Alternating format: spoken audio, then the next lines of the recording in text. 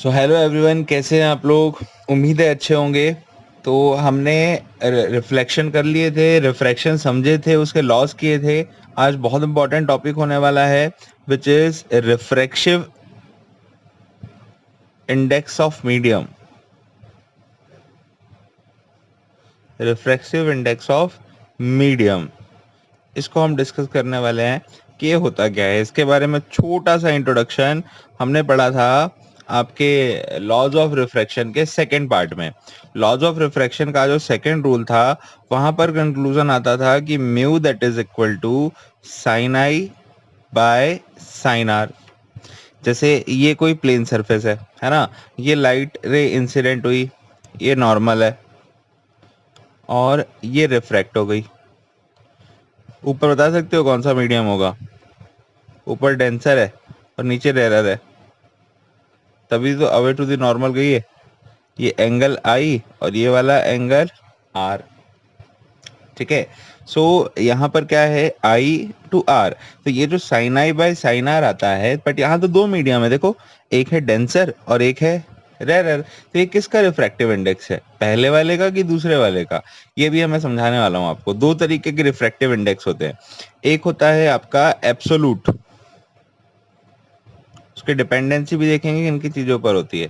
एक होता है absolute refractive index of medium और दूसरा होता है relative relative refractive index of medium. ये वाले की जो हम बात कर रहे हैं ना, ये वाला रिलेटिव है। इसके लिए एक फॉर्मूला और डिराइव होता है, वो भी समझा रहा हूं। देखो, absolute refractive index of medium की क्या कहानी है कि जब रिफ्रैक्शन नहीं हो रहा for any medium, for any medium, किसी भी मीडियम के लिए, है ना, और ये किसके लिए होता है? For any pair of mediums, for any pair of mediums. मतलब pair of mediums in case of refraction, जब कभी भी रिफ्रैक्शन होगा, सो हम उस समय relative refractive index of medium निकालते हैं। Refraction, sorry, in case of refraction you can understand by R E, है ना। सो उधर दिख नहीं रहा, सॉरी, देखा नहीं मैंने। हाँ, इन case of refraction, so refractive index of medium दो तरीके के हैं। पहला होता है रिलेटिव, पहला होता है एब्सोलूट और दूसरा होता है रिलेटिव। अब देखो, absolute refractive index of medium को सिंपली डिनोट करते हैं म्यू से, है ना। सिंपली डिनोट करते हैं म्यू से, and it is the ratio of C by V. It is the ratio of C by V. C क्या है? सी है speed of light, speed of light in air और वैक्यूम। ठीक है, और सेकंड है speed of light, speed of light in that medium. तो जिस भी मीडियम के लिए हम रिफ्रैक्टिव इंडेक्स ऑफ मीडियम देखेंगे, उस मीडियम में लाइट की स्पीड क्या है और speed of light in air, air में लाइट की स्पीड क्या है, इन दोनों का जो रेशियो है वो बनता है रिफ्रैक्टिव इंडेक्स ऑफ मीडियम। ये यहाँ पर कहानी है। दूसरा, रिलेटिव कब होगा? जब रिफ्रैक्शन की चीज हो रही हो, रिफ्रैक्शन हो रहा हो। रिफ्रैक्शन होगा तो एक मीडियम से दूसरे मीडियम में ट्रेवल करेगी। फॉर एन एग्जाम्पल, हम सपोज कर ले रहे हैं कि जो लाइट रे है वो मीडियम 1 से मीडियम 2 में ट्रेवल कर रही है, मीडियम 1 से मीडियम 2 में ट्रेवल कर रही है। Then refractive index of medium is denoted by 1 mu 2 and which can be written as v1 by v2, v1 by v2।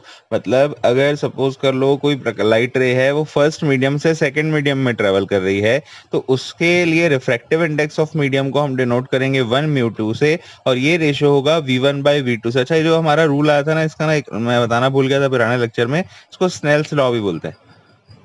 खैर, अभी ध्यान आ गया। हाँ, so any pair of mediums के लिए रिलेटिव निकलेगा, और फॉर एनी रैंडमली मीडियम के लिए अगर हम पिक करें तो हम एब्सोलूट निकालेंगे। तो रिलेटिव में क्या है कि अगर लाइट रे फर्स्ट मीडियम से सेकंड मीडियम में रिफ्रैक्ट हो रही है, सो इन केस में 1 म्यू 2 हम कैलकुलेट करेंगे। 1 म्यू 2 किसका है, पहले वाले का है कि दूसरे वाले का, बता रहा हूं मैं। और ये रेशो होता है v1 बाय v2 का। तो v1 तो समझ गए होंगे क्या होगी, v1 क्या होगी स्पीड ऑफ लाइट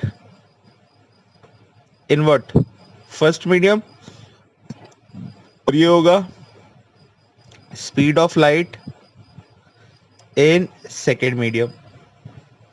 ठीक है, v1 है speed of light in first medium and v2 है speed of light in second medium. अब देखो 1 म्यू 2 किसका रिफ्रैक्टिव इंडेक्स ऑफ मीडियम है, तो इसको आप पढ़ेंगे refractive index of medium, refractive index of medium for medium 2, ये समझना, for medium 2 with respect of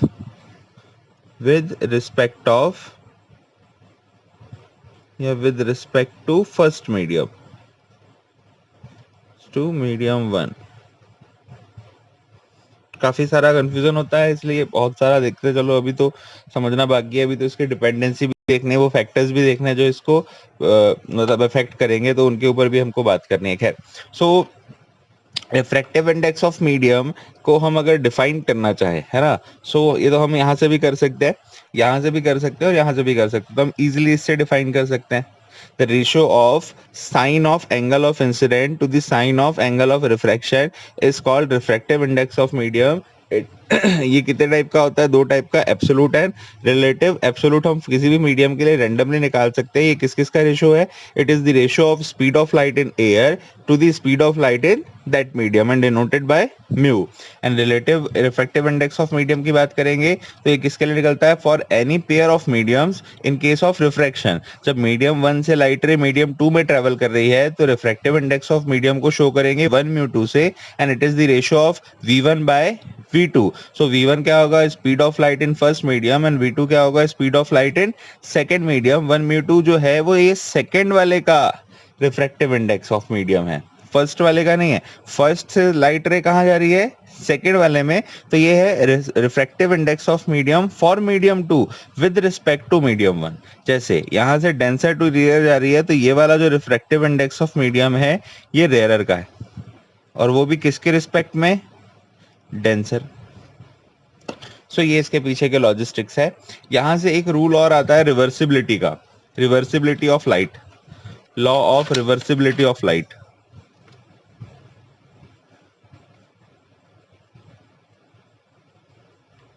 law of reversibility of light, ये रूल ये बोलता है कि पहले मीडियम के रिस्पेक्ट में दूसरे मीडियम का जो रिफ्रैक्टिव इंडेक्स है वो दूसरे मीडियम के रिस्पेक्ट में पहले मीडियम के रिफ्रैक्टिव इंडेक्स ऑफ मीडियम का रेसिप्रोकल होता है। That means 1 mu 2 is equal to 1 by 2 mu 1। Obvious सी बात है, छोटा सा प्रूफ है, अगर आपको प्रूफ भी करने आ गया तो आप क्या करो, पहले मीडियम के में स्पीड ऑफ लाइट कर लो कितनी, v1, और सेकंड के लिए स्पीड ऑफ लाइट कर लो v2।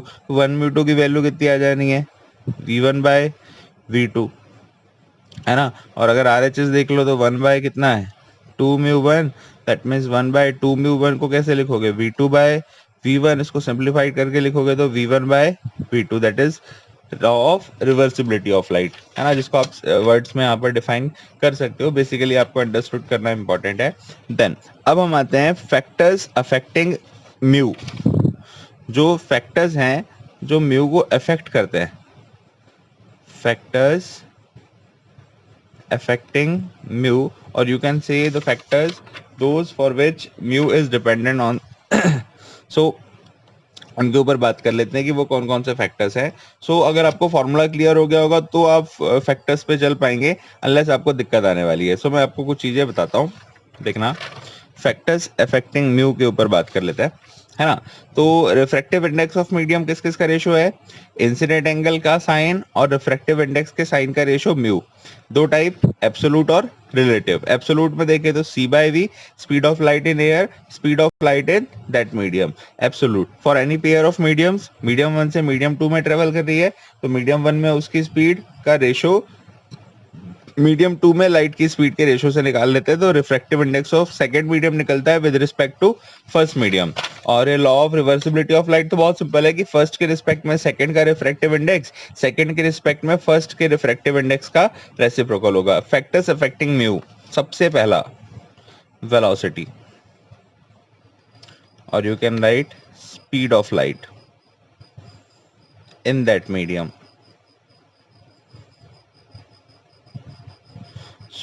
अभी आपको क्लियर हो जाएगा, जिस भी मीडियम के लिए देख रहे हैं, जैसे यहाँ पर v है, speed of light in that medium है, जिसके लिए हम रिफ्रैक्टिव इंडेक्स ऑफ मीडियम निकाल रहे हैं, और जिसका ये रिफ्रैक्टिव इंडेक्स ऑफ मीडियम है, देखो उसकी स्पीड हमेशा नीचे आती है। हम इस फॉर्मूले को दिमाग में लेके चलते हैं, c/v। हाँ, आपको स्पीड पता हो ना, जैसे मैं आपको समझाता हूँ। जैसे एयर में अगर हम देखें तो लाइट की स्पीड होती है 3 × 10⁸ मीटर पर सेकेंड। सेकेंड चीज अगर हम बात करें, सपोज कर लो वाटर में इसकी स्पीड होती है 2.25 × 10⁸ मीटर पर सेकेंड। तीसरी चीज हम बात कर लेते हैं ग्लास में इसकी स्पीड होती है 2 × 10⁸ मीटर पर सेकेंड। अगर आप ऑब्जर्व करते जा रहे हो तो एयर में डेंसिटी कम है, that means it is rare medium in comparison to water, तो इसकी स्पीड ज्यादा है। और जैसे जैसे डेंसिटी बढ़ रही है, एयर से ज्यादा डेंसिटी वाटर की होती है, लाइट की स्पीड कम हो रही है, वाटर से ज्यादा डेंसिटी ग्लास की होती है, लाइट की स्पीड और कम हो रही है। तो इस फॉर्मूले को ध्यान से देखो, speed of light in that medium के कैसे होगा, म्यू इनवर्सली प्रोपोर्शनल होगा कि डायरेक्टली प्रोपोर्शनल होगा। बहुत ध्यान से देखना, जैसे स्पीड ज्यादा है तो यहाँ पर वैल्यू आप रखेंगे। जैसे देखो c तो फिक्स है, c है 3 × 10⁸ मीटर पर सेकेंड फिक्स है। अब देखो नीचे एक बार वाटर और ग्लास के लिए रख के देखो, वाटर के लिए रखोगे कितना, 2.25 × 10⁸, ये किसके लिए रिजल्ट आना है, वाटर के लिए। और 3 × 10⁸, मैं समझा रहा हूँ, भूलो ना करके, वरना डायरेक्ट भी निकाल सकता था कि इसके डायरेक्टली प्रोपोर्शनल है कि इनवर्सली प्रोपोर्शनल है। ध्यान से देखो हो क्या रहा है, पहले 2 × 10⁸ मीटर पर सेकेंड। तो अगर आप ध्यान से देखो यहाँ पर, तो क्या कंक्लूजन निकल के आ रहा है कि जब आप इसको रिजॉल्व करोगे, ये किसके लिए था, ग्लास के लिए। ध्यान से देखना, नीचे छोटी वैल्यू है, यहाँ पर नीचे कंपैरेटिवली बड़ी वैल्यू है। 5/2 बड़ा होगा कि 5/3 बड़ा होगा, ऑब्वियस सी बात है 5/2 बड़ा होगा। 5/2 आपका 2.5 आएगा और 5/3 आपका 1.6 आएगा, है ना। नीचे जितना छोटा नंबर होगा रिजल्ट उतना बड़ा आएगा, तो नीचे जितना छोटा नंबर होगा रिजल्ट उतना बड़ा आएगा। तो ये जो v है वो इसके इनवर्सली प्रोपोर्शनल होगा, mu is inversely proportional to velocity of और speed of light in that medium. बताओ, जैसे ग्लास है तो ग्लास में स्पीड कितनी होगी, 2 × 10⁸ मीटर पर सेकेंड, तो इसके लिए 1.5 आएगा म्यू। इसके लिए निकाल लेना कितना आता है, तो velocity speed of light in that medium आ गया। किसके स्पीड ऑफ लाइट के कैसे होता है, इनवर्सली प्रोपोर्शनल। अगर किसी मीडियम में स्पीड ज्यादा है तो उसका जो रिफ्रैक्टिव इंडेक्स ऑफ मीडियम है वो कम आएगा, और उसमें स्पीड कम है तो रिफ्रैक्टिव इंडेक्स ऑफ मीडियम ज्यादा आएगा। दूसरी चीज आती है density of medium. Density of medium, अब ये चीज समझो, अगर किसी मीडियम में डेंसिटी ज्यादा है, देखो ये समझ में आ रहा है, अगर आप पकड़ पा रहे हो तो डेंसिटी ज्यादा है, बात हम डेंसिटी की कर रहे हैं, बट एक्चुअल में डेंसिटी डायरेक्ट अफेक्ट करती है वेलोसिटी को। कुल मिला के पहले वाले पॉइंट से भी हम रिलेट करेंगे। देखो, जैसे ग्लास की डेंसिटी ज्यादा है, वाटर में उससे कम डेंसिटी है, एयर में उससे कम डेंसिटी है। देखो, ग्लास की डेंसिटी कम है, वाटर की उससे ज्यादा, और एयर की सबसे कम, स्पीड ज्यादा, वाटर की उससे ज्यादा डेंसिटी, स्पीड कम, और ग्लास की उससे ज्यादा डेंसिटी, स्पीड जो है वो कम। क्या होता है, डेंसिटी जहां पर ज्यादा होगी वहां पर वेलोसिटी कम होगी, जहां डेंसिटी ज्यादा होगी वहां वेलोसिटी कम होगी। तो यहां से रिजल्ट आ जाएगा mu is directly proportional to the density of the medium. Suppose कर लो जिसकी डेंसिटी ज्यादा है, किसकी डेंसिटी ज्यादा है, ग्लास की डेंसिटी ज्यादा है, तो ग्लास के लिए स्पीड होगी सबसे कम। तो यहाँ जब वैल्यू सबसे कम रखोगे तो जो पूरा रिजल्ट आएगा वो बड़ा रिजल्ट आएगा। So that is the second point which is density of medium.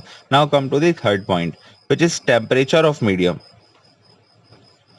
which is temperature of medium. अगर मैं आपको बताऊं सेटअप, तो टेम्परेचर डायरेक्टली अफेक्ट करता है डेंसिटी को, और डेंसिटी डायरेक्टली अफेक्ट करती है वेलोसिटी को। तो हम कान कहीं और से पकड़ रहे हैं, पहुंच हम यही रहे, और ये फॉर्मूले को भी हम समझ रहे हैं कहाँ गया वो c/v वाला फॉर्मूला, इससे हम रिलेट इसी से कर पा रहे हैं। टेम्परेचर ऑफ मीडियम, अब सोच के देखो, आप केमिस्ट्री में भी पढ़ते हो कि जब किसी चीज को टेम्परेचर देते हैं तो जो पार्टिकल्स है वो दूर दूर भागने लगते हैं, दूर दूर बढ़ने लगते हैं। दैट मीन समझो टेम्परेचर इंक्रीज हुआ तो डेंसिटी कम हुई, दूर दूर भाग रहे, डेंसिटी कम हुई, और अगर डेंसिटी कम होगी तो वेलोसिटी बढ़ेगी, स्पीड ऑफ लाइट बढ़ेगी, और वेलोसिटी बढ़ेगी तो रिफ्रैक्टिव इंडेक्स ऑफ मीडियम कम होगा। तो टेम्परेचर बढ़ा तो रिफ्रैक्टिव इंडेक्स ऑफ मीडियम कम होगा, that means mu is inversely proportional to the temperature.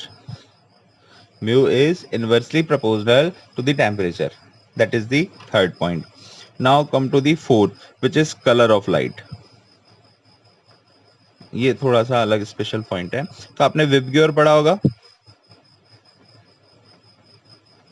VIBGYOR में वॉयलेट के लिए जो रिफ्रैक्टिव इंडेक्स ऑफ मीडियम है वो सबसे ज्यादा होता है, और रेड के लिए जो रिफ्रैक्टिव इंडेक्स ऑफ मीडियम है वो सबसे कम होता है।